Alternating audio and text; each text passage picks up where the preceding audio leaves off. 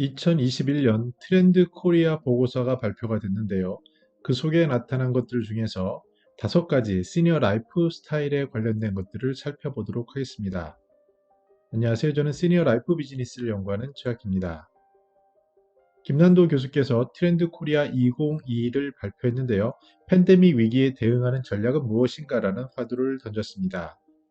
쉽게 말해서 카우보이 히어로라고 얘기를 하면서 10가지 트렌드를 얘기했는데 이 중에서 저는 5가지 시니어 라이프와 관련된 것을 소개하도록 하겠습니다.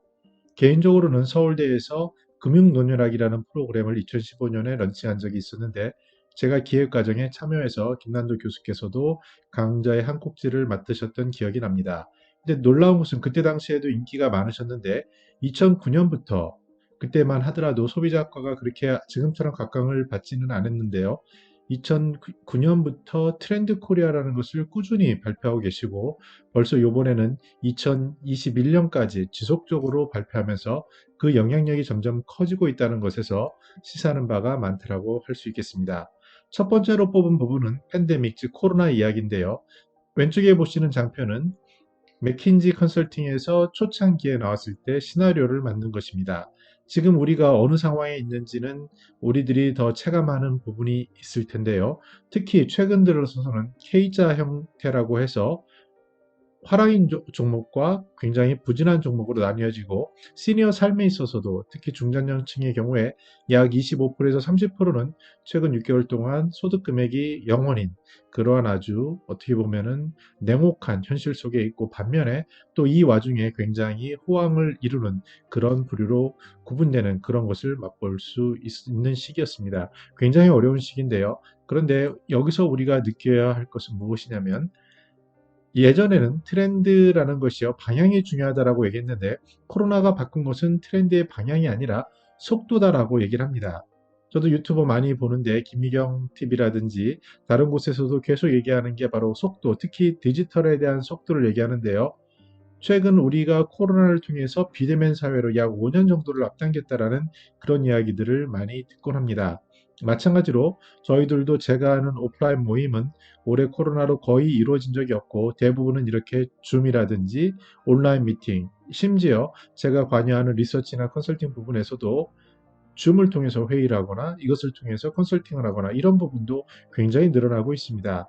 모두에게 SNS는 기본이라고 할 수 있고 특히 동영상을 통한 자기의 컨텐츠를 소비하는 것 그리고 또 디지털 안에서 자기의 아이덴티티가 나오는 것이 필수라고 얘기를 하는데 이것이 삶의 정황으로 들어가면 실제로 자영업자 중에서도 조용하지만 이미 비대면으로 전환해서 고객을 가지고 팬덤을 가지고 영업을 하시는 분들이 늘어나고 그분들은 굉장히 각광받는 것을 봤을 때 코로나가 바꾼 것은 트렌드의 방향이 아니라 속도다라는 말에 일부 수긍이 갑니다.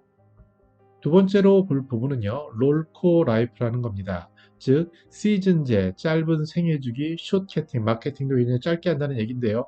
저도 자주 보는 게 놀면 뭐하니에 보면 최근에 싹쓸이라고 우리가 좋아하는 배우들인 비, 그리고 이효리 씨, 유재석 씨가 나와서 부캐라고 하죠. 그러니까 부 캐릭터라는 말인데요. 자기의 다른 캐릭터를 가지고 소개를 하고 또 짧게 치고 끝나면서 다시 그 다음 버전으로 나온 게 환불 원정대인데 여기에 대한 시청률이 최근에 굉장히 높았던 것을 알고 저희 가족들도 굉장히 많이 보면서 이 속에서 변화되는 캐릭터들 또 한 번 유재석 씨는 캐릭터가 변하고 이효리 씨도 변했는데요.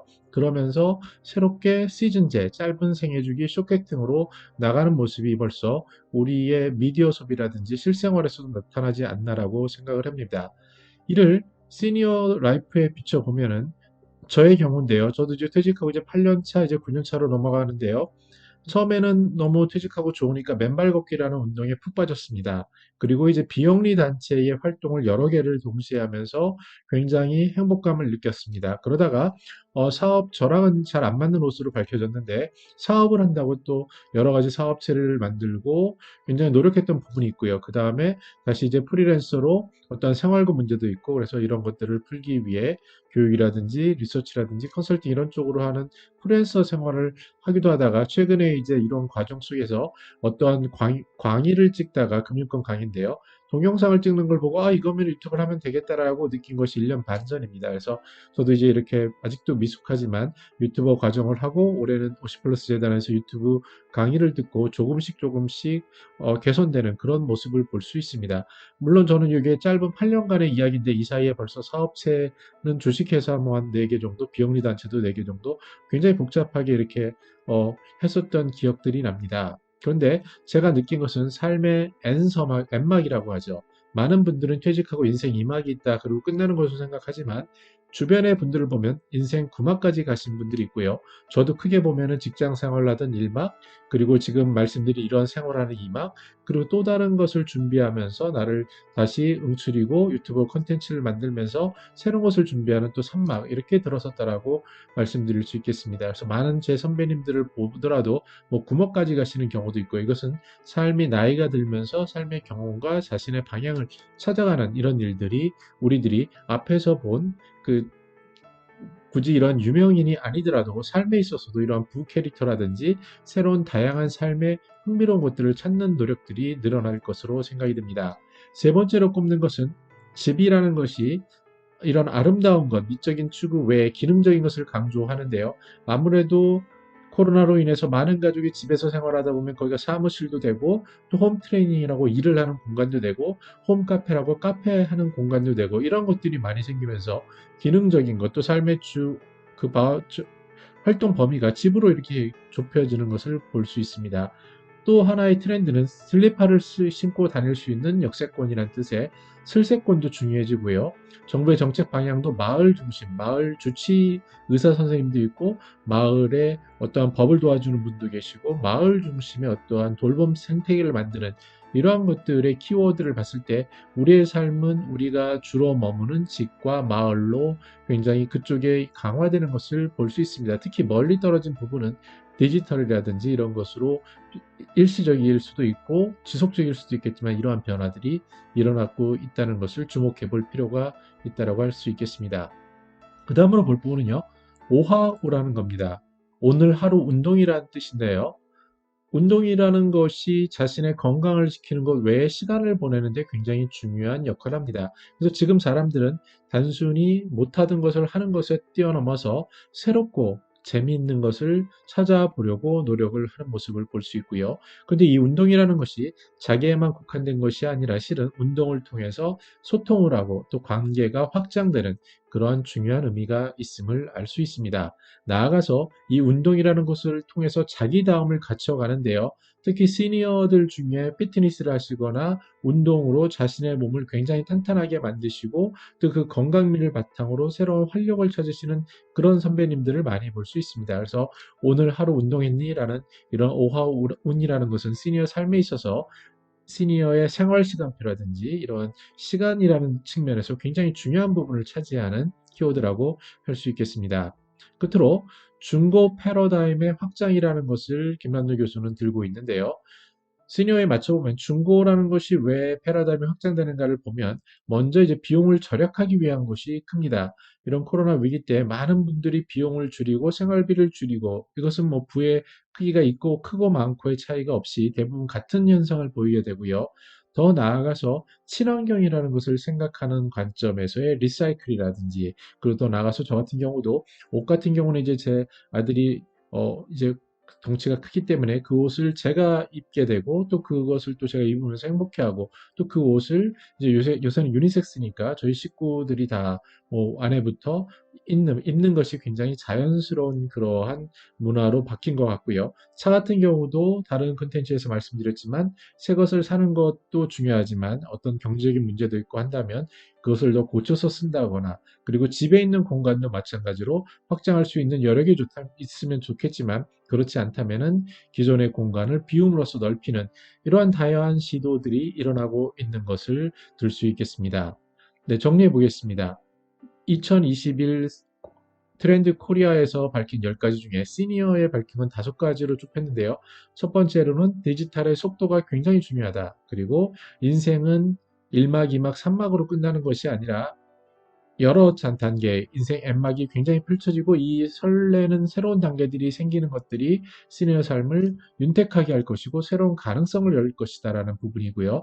우리의 삶의 터전이 집, 그리고 이 주변의 공간 이런 쪽으로 확대가 될 것이고 특히 저도 유튜브를 찍지만 이러한 인터넷 도구들을 통해서 많은 분들과 소통하고 얘기할 수 있고 만날 수 있고 이러한 확장이 되는 것을 볼 수 있습니다. 그래서 중요한 것은 내가 물리적으로 어느 공간에 있느냐는 건데 그 공간은 주로 집 그리고 주변의 마을 이런 쪽으로 여러 가지 방향이 맞물려 돌아갈 것을 알 수 있습니다. 그리고 운동이라는 것은 삶의 필수적인 시간을 점유하는 부분이고요. 이러한 모든 것들이 결국 심플 라이프로 접목될 수 있다라고 보여집니다. 심플 라이프가 어떤 거냐고 물어본다면 시니어 라이프가 되면 기본적으로 현금 흐름이 있어서 근로소득에 차지하는 비중이 작아지게 됩니다. 아무리 자산이 많다고 하더라도 현금 흐름 측면에서는 여러 가지를 걱정하기 때문에 조금 더 단촐한 삶을 살게 되고요. 또 그 이전에 많은 것을 누려본 시니어들이 많기 때문에 자신이 꼭 원하는 것 외에는 덜 중요하다고 생각하는 부분은 과감히 포기하거나 과감히 절약하거나 과감히 줄이는 이러한 경륜들이 생겨난다라고도 볼 수 있겠습니다. 그래서 우리의 삶에서 무엇이 중요하고 어떤 것에 집중을 해야 하는지, 그러기 위해서 무엇을 비우고 어떻게 공간을 재조합하고 또 시간이라는 것도 너무 복잡한 것에서 자신이 좋아하는 것, 자신이 가치 있는 것에 집중하는 이러한 활동들이 펼쳐지는 것이 시니어의 삶이지 않을까.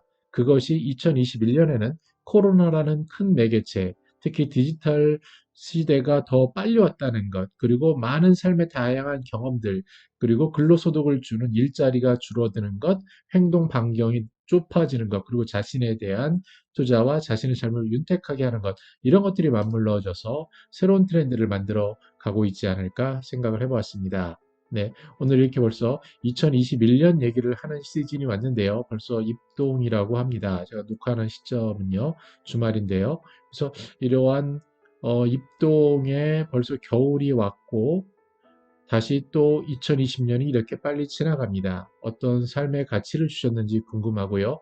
2021년은 어떠한 방향으로 갈 것인지, 그리고 그 방향은 올해 느낀 것을 어떻게 가속화시킬 것인지 점검하면서 혹시라도 디지털에 뒤처져 있거나 혹시라도 너무 많은 복잡한 생각들로 가득 차 있다면 앞에서 본 트렌드를 보시면서 다시 한번 2020년을 돌아보고 2021년을 준비하는 그런 시간이 되기를 소망합니다. 저는 더 나은 시니어 삶 공동체를 연구합니다. 감사합니다.